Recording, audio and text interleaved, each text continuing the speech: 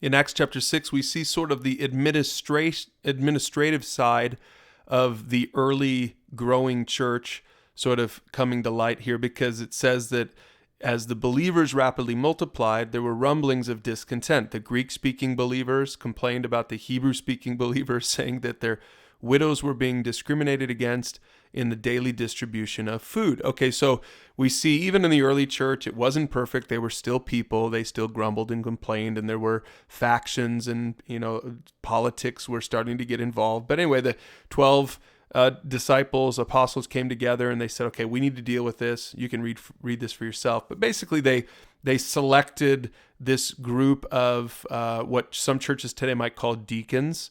So they select these deacons to take care of these kinds of administrative issues. And because they got that taken care of from a business point of view, I think it's great. It says in verse 7, so God's message continued to spread, and the number of believers greatly increased in Jerusalem, and many of the Jewish priests were converted too.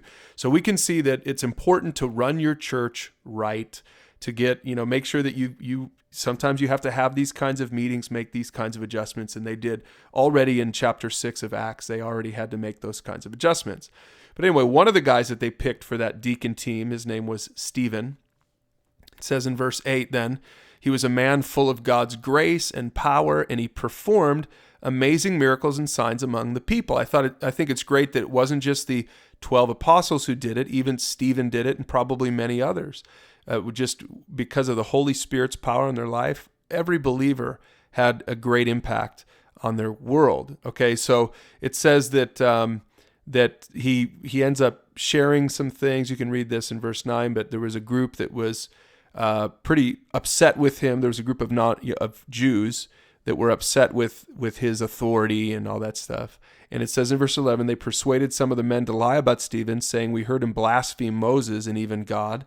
And so this roused the people, the elders and the teachers of the religious law, not in the Christian church, but on the Jewish side of things, in the synagogue. So they arrested Stephen, and they brought him before the high council. And you can see that they're starting to put him on trial. And it says in verse 15, it's kind of a teaser for the next chapter.